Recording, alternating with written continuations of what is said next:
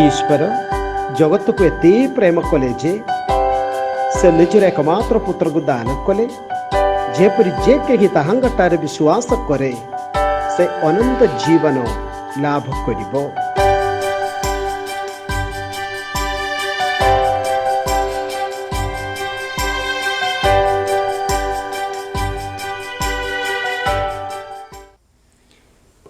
जय जीशु। मोर प्रिय भाई और भौणी माने समस्त केमती अच्छी भल रहतु। आपण मान जीवन में किसी दुख अच्छी कि निश्चय कोरोना भूताणु समय अन्य समय गुड़िक आम प्रत्येक जीवन में किसी न किसी दुख अभाव अच्छी। ए विषय साधु पाउल आम मान कौन कहती शुणा। फिलिपियो अध्याय 3 पद संज्ञा 18 आम शुणा। कारण ख्रीष्ट क्रूसर शत्रु भाव जीवन यापन कर बहु लक्ष अच्छा बोली मु तुम मान अनेक थर कहूँ आबे लुह भरा आखिरे कहूँ से शेष परिणाम विनाश उदर ही से देवता एवं लज्जाजनक विषय नहीं से गौरव अनुभव करती। से मन पार्थिव विषय गुड़िक आसक्त। Praise the Lord, praise the Lord, praise the Lord. मोर भाई भौणी माने आमे आम जीवन में आमे जो माने जीशु मोर त्राणकर्ता रूपे आम ग्रहण करूँ निश्चय जीशु केवल कही नहांती जीशु आम त्राणकर्ता रूपे आम ग्रहण करूँ। तेणुक आमर यही पार्थिव जीवन में केवल कौन सी दुख हेब नहीं बोली प्रभु आम मान को कही नहांती। Praise the Lord, praise the Lord, praise the Lord. बरम प्रभु स्पष्ट भाव कहते आम जीवन में निश्चय दुख अभाव एगुड़िक हेब। बिना क्रूशरे बिना जंत्रणा परित्राण नाही।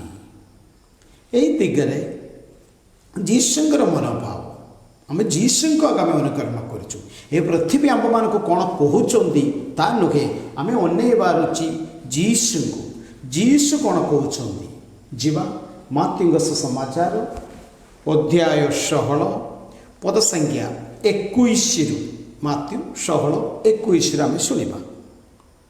से समय जीशु ताहांगर शिशु मान को प्रकाश कहवाक लगे जे से जेरूसलेम जीवा आवश्यक जेपरि से सेठारे कुलवृद्ध प्रधान याजक और धर्मशास्त्री मान हाथ में बहु कष्ट भोग कर मृत्युवरण करेंगे आउ तृतीय दिवस पुनर्थित हेबे। जो उद्देश्य सदाप्रभु ये पृथ्वी को आसिले जीवन गोटे बलि रूपे उत्सर्ग करने को पड़ो।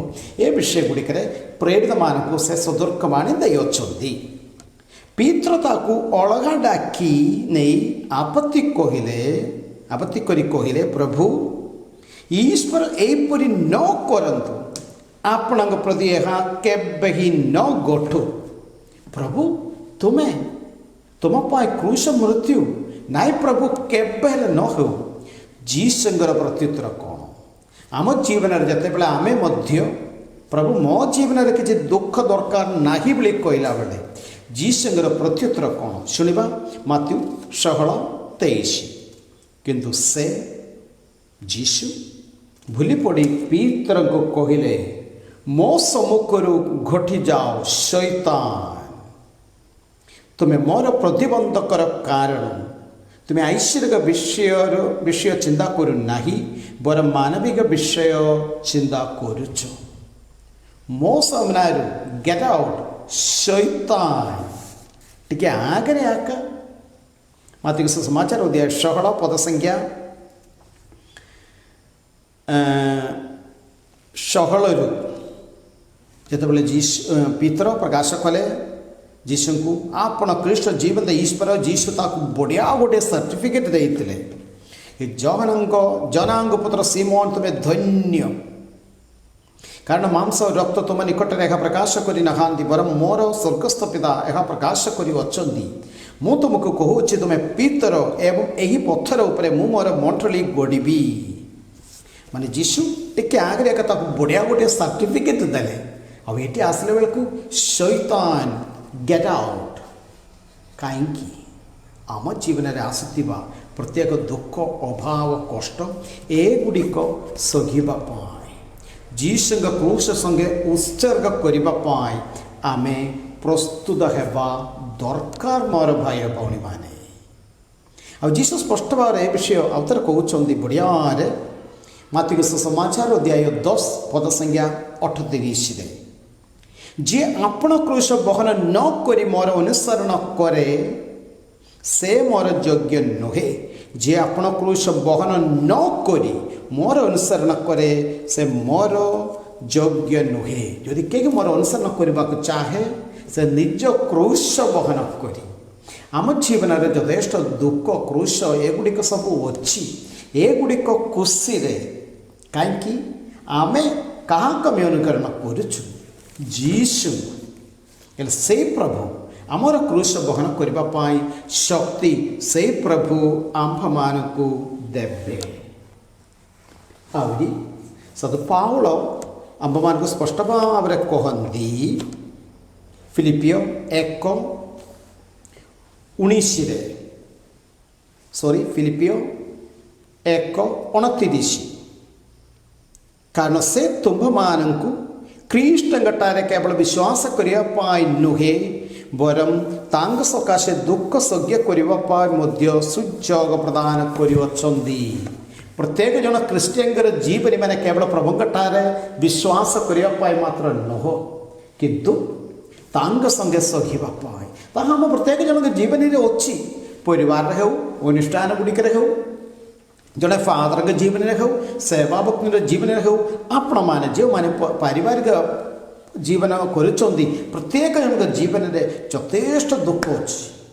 ପ୍ରଭୁ ସାଧୁ ପାଉଳଙ୍କ ମାଧ୍ୟମରେ ସ୍ପଷ୍ଟ ଭାବରେ ଆମ୍ଭମାନଙ୍କୁ କହୁଛନ୍ତି ଖ୍ରୀଷ୍ଟଙ୍କ ଠାରେ କେବଳ ବିଶ୍ୱାସ କରିବା ପାଇଁ ମାତ୍ର ନୁହେଁ, ତାଙ୍କ ସହ ସହିବା ପାଇଁ ମଧ୍ୟ ଥିବା ଗୋଟିଏ ଆହ୍ୱାନ ନିମନ୍ତ୍ରଣ ହେଉଛି ପ୍ରତ୍ୟେକ ଖ୍ରୀଷ୍ଟିଆନଙ୍କର ଜୀବନୀ। କୁମାରୀ ମାରିଆଙ୍କ ଜୀବନୀରେ ତାହା ହିଁ ଆମେ ଦେଖୁଛୁ। ଈଶ୍ୱର ତାଙ୍କୁ ବାଛିଲେ ତାଙ୍କ ପୁତ୍ରଙ୍କର ମା ହେବା ପାଇଁ। ଗେବ୍ରିଏଲ ଦୂତ ଆସିକି ତାକୁ କହିଥିବା ସେ ବାକ୍ୟ ଗୁଡ଼ିକ ସବୁ ଆମେ ଜାଣୁଛୁ। ତୁମର ପୁତ୍ର ସେ ମହାନ ହେବେ, ସବୁ ଏକଦମ ବଢ଼ିଆ ବଢ଼ିଆ ବଢ଼ିଆ। ତା ମାନେ କ'ଣ? କୁମାରୀ ମାରିଆଙ୍କ ଜୀବନରେ କିଛି ଦୁଃଖ ନଥିଲା କି? ଆଉ ପ୍ରସବ ସମୟରେ କୁଆଡ଼େ ଏକା ଯୀଶୁଙ୍କର ଜନ୍ମ ହେଇଥିଲା? ଗୁହାଳ ଘରରେ। ଆଉ ସେ ସ୍ଥାନ ଶିଶୁକୁ ଧରିକି ଦୂରକୁ ମିଶ୍ର ଦେଶକୁ ରାତିରେ ପଳାୟନ କରିବାକୁ ପଡ଼ିଲା। ପ୍ରକାଶନ ଜୀବନରେ ମଧ୍ୟ କୁମାରୀ ମାରିଆ ସ୍ପଷ୍ଟ ଭାବରେ ଜାଣିଥିଲେ ଅନ୍ୟମାନେ ତାଙ୍କ ପୁଅଙ୍କ ବିରୁଦ୍ଧରେ କଥା କହୁଛନ୍ତି, ତାକୁ ଷଡ଼ଯନ୍ତ୍ରରେ ପ୍ରାଣରେ ମାରିବାକୁ ମଧ୍ୟ ଚେଷ୍ଟା କରିଛନ୍ତି। ଗୋଟିଏ ପରେ ଗୋଟିଏ ଦୁଃଖ ତାଙ୍କ ଜୀବନରେ ଯଥେଷ୍ଟ ଥିଲା। ପରିଶେଷରେ କ୍ରୁଶ ତଳେ ଠିଆ ହେଇଥିବା କୁମାରୀ ମାରିଆ ନିଜ ପୁତ୍ରର ମୃତ୍ୟୁ ଆଖି ସାମ୍ନାରେ, ତାହା ମଧ୍ୟ ଏମିତିକାର ଗୋଟିଏ ମୃତ୍ୟୁ କୁମାରୀ ମାରିଆ ଦେଖିଲେ। କିନ୍ତୁ ଏଗୁଡ଼ିକ ସବୁ ପିତା ପରମେଶ୍ୱରଙ୍କ ଟାନ୍, ପିତା ପରମେଶ୍ୱର ଜାଣି ଶୁଣି ତାଙ୍କ ଜୀବନରେ ଦେଇଥିବା ଦୁଃଖ ଏଗୁଡ଼ିକ ଭାବିକି ଜାଣିକି ବିଶ୍ୱାସ କରି ଗେବ୍ରିଏଲ ଦୂତକୁ ସେ କହିଥିବା ସେ ବାକ୍ୟ ଲୁକ୍ 1:38, ମୁଁ ତ ପ୍ରଭୁଙ୍କର ଦାସୀ, ତୁମର ବାକ୍ୟ ଅନୁସାରେ ମୋ ପ୍ରତି ଘଟୁ। ଆମ ପ୍ରତ୍ୟେକ ଜୀବନରେ ଦୁଃଖ ସମୟରେ ପ୍ରଭୁଙ୍କୁ ଆମେ କହିବା ଦରକାର, ମୁଁ ତ ପ୍ରଭୁଙ୍କର ଦାସୀ, ମୁଁ ତ ପ୍ରଭୁଙ୍କର ଦାସ, ତୁମର ଇଚ୍ଛା ଅନୁସାରେ ମୋ ପ୍ରତି ଘଟୁ। ପ୍ରେଜ୍ ଦ ଲର୍ଡ, ପ୍ରେଜ୍ ଦ ଲର୍ଡ, ପ୍ରେଜ୍ ଦ ଲର୍ଡ। ଆହୁରି ପାଉଳ ତାଙ୍କର ପ୍ରିୟ ଶିଷ୍ୟଙ୍କୁ ତିମୋଥିକୁ ଦେଇଥିବା ଉପଦେଶ 2 ତିମୋଥି ଅଧ୍ୟାୟ 3 ପଦ ସଂଖ୍ୟା 12, ପ୍ରକୃତରେ ଯେଉଁମାନେ ଖ୍ରୀଷ୍ଟ ଯୀଶୁଙ୍କ ସହଭାଗୀଦାର ଧାର୍ମିକ ଜୀବନଯାପନ କରିବାକୁ ଇଚ୍ଛା କରନ୍ତି ସେମାନେ ସମସ୍ତ ନିର୍ଯାତନା ଭୋଗ କରିବେ। ପ୍ରକୃତରେ ଯେଉଁମାନେ ଖ୍ରୀଷ୍ଟ ଯୀଶୁଙ୍କ ସହଭାଗୀଦାର ଧାର୍ମିକ ଜୀବନଯାପନ କରିବାକୁ ଇଚ୍ଛା କରନ୍ତି ସେମାନେ ସମସ୍ତ ନିର୍ଯାତନା ଭୋଗ କରିବେ। ଯଦି ଆମେ ଉତ୍ତମ ଜଣେ शिष्य जीशुଙ୍କର शिष्य ହେବାକୁ ଆମେ ଚାହୁଁଛୁ ନିଶ୍ଚୟ ଆମ ଜୀବନରେ ଦୁଃଖ ହେବ। और ମନେ ରଖନ୍ତୁ ଆଜିକାଲି ଯଦି ଆମ ଜୀବନରେ ଯଦି କୌଣସି ଦୁଃଖ ନାହିଁ ସବୁ ବିଷୟ ଗୁଡ଼ିକ ଏକଦମ ସୁପର ସୁପର ଜାଣି ରଖନ୍ତୁ କିଛି ସ୍ପେଲିଂ ମିଷ୍ଟେକ୍ ଅଛି ସେଠି କିଛି ସ୍ପେଲିଂ ମିଷ୍ଟେକ୍ ଅଛି ସେଠି ବୋଲି ଜାଣି ରଖନ୍ତୁ। କିନ୍ତୁ ଆମ ଜୀବନରେ ହେଇଥିବା ଦୁଃଖ ଅଭାବ କେମିତି ଆମେ ସହ୍ୟ କରିବୁ? ଯିବା କାଲବେରୀକୁ କେତେଟା କ୍ରୁଶ ଥିଲେ ସେଠି 3ଟା କ୍ରୁଶ ଥିଲେ। ବାହାରେ ଆମେ ଦେଖିଲା ବେଳକୁ ସର୍ବସାଧାରଣ 3 ଜଣ ଇହୁଦୀ ଲୋକମାନେ ସମାନ ଦଣ୍ଡ ପାଉଛନ୍ତି। ଆଉ ଟିକେ ପାଖକୁ ହେଲା ବେଳକୁ ଲେଫ୍ଟ ସାଇଡ଼ରେ ବାମ ପଟେ ଥିବା ଚୋର କୁକୁର ପରି ମଲା, ଡାହାଣ ପଟେ ଥିବା ଭଲ ଚୋର ଗୁଡ୍ ଥିଫ୍ ଶେଷ ମୁହୂର୍ତ୍ତରେ ଏତେ ସ୍ମାର୍ଟ ଥିଲା ଯେ ସ୍ୱର୍ଗ ମଧ୍ୟ ଚୋରି କଲା, ଭଲ ହେଲା। ମଝିରେ ଥିବା କ୍ରୁଶରେ ନିଜ ଜୀବନ ଉତ୍ସର୍ଗ କରିଥିବା ସେଇ ବ୍ୟକ୍ତି ସେଇ ଈଶ୍ୱର ଆମର ଯୀଶୁ ପିତା ଈଶ୍ୱରଙ୍କ ଯୋଜନା ସଙ୍ଗେ ତାଙ୍କର ଏହି ଦୁଃଖ ଏଗୁଡ଼ିକ ସେ ଉତ୍ସର୍ଗ କଲା ବେଳକୁ ସାରା ପୃଥିବୀ ପରିତ୍ରାଣ ପାଇଲା। ଆମ ଜୀବନରେ ତାହା ଆମର ପରିବାର ହେଉ, ସାହି ହେଉ, କର୍ମକ୍ଷେତ୍ର ହେଉ, ଅନୁଷ୍ଠାନ ହେଉ, ଯେଉଁଆଡ଼େ ହେଉ ତାହା ଗୋଟିଏ କାଲବେରୀ। ଆମର ଦୁଃଖ କଷ୍ଟ ଅଭାବ ଏଗୁଡ଼ିକ ସବୁ ଆମେ ଯୀଶୁଙ୍କ କ୍ରୁଶ ସଙ୍ଗେ ଆମେ ଉତ୍ସର୍ଗ କରିବାକୁ ଯଦି ଆମେ ପ୍ରସ୍ତୁତ ନିଶ୍ଚୟ ଆମ ଜୀବନରେ ଆଶ୍ଚର୍ଯ୍ୟ କର୍ମ ଗୁଡ଼ିକ ଘଟିବ। ଆଜି ଆମେ ଯାହା ହେଉଛୁ ଗତକାଲି ଆମର ମା ବାପା ମାନେ ହେଉ ଅନ୍ୟମାନେ ହେଉ ବହୁତ ଦୁଃଖ କଷ୍ଟ ସେମାନଙ୍କର କ୍ରୁଶ ଖୁସିରେ ବହନ କରିବାର ଫଳ ହିଁ ଆଜି ଆମେ ହେଉଛୁ। ହେଲେ ଆସନ୍ତାକାଲି ଅନ୍ୟମାନଙ୍କ ଜୀବନୀ କେମିତି ଆମ ଜୀବନରେ ଆଜି ହେଉଥିବା କ୍ରୁଶ ଗୁଡ଼ିକ ଆମେ ବହନ କରୁଛୁ ତା ଉପରେ ନିର୍ଭର କରିବ। ତେଣୁ ଦୁଃଖ କଷ୍ଟ ଅଭାବ ଅସୁବିଧା ଆସିଲା ବେଳେ ଆମେ ଇଆଡ଼େ ସିଆଡ଼େ ଆମେ ଧାଇବା ଦରକାର ନାହିଁ। ସେ କ୍ରୁଶ ଖୁସିରେ ଆମେ ଗ୍ରହଣ କରିବା। ଶୁଣିବା ପୁଣି ଥରେ ଫିଲିପିୟ ଅଧ୍ୟାୟ 3 ପଦ ସଂଖ୍ୟା 18ରୁ କାରଣ ଖ୍ରୀଷ୍ଟଙ୍କ କ୍ରୁଶର ଶତ୍ରୁ ଭାବେ ଜୀବନ ଯାପନ କରିଥିବା ବହୁ ଲୋକ ଅଛନ୍ତି ବୋଲି ମୁଁ ତୁମମାନଙ୍କୁ ଅନେକ ଥର କହୁଛି, ଆଉ ଏବେ ମଧ୍ୟ ଲୁହ ଭାର ଆଖିରେ କହୁଛି। ଜୀବନରେ କିଛି ଦୁଃଖ ଦରକାର ନାହିଁ ବୋଲି ଭାବୁଥିବା ଲୋକମାନଙ୍କ ବିରୁଦ୍ଧରେ ଏକା ପୁରାପୁରି ସଦପାଉଳ କହନ୍ତି। ସେମାନଙ୍କ ଶେଷ ପରିଣାମ ବିନାଶ, ଉଦରେ ହିଁ ସେମାନଙ୍କ ଦେବତା ଏବଂ ଲଜ୍ଜାଜନକ ବିଷୟ ନେଇ ସେମାନେ ଗୌରବ ଅନୁଭବ କରନ୍ତି। ସେମାନଙ୍କ ମନ ପାର୍ଥିବ ବିଷୟ ଗୁଡ଼ିକରେ ଆସକ୍ତ, କିନ୍ତୁ ଆମର ସ୍ୱଦେଶ ସ୍ୱର୍ଗ ଅଟେ।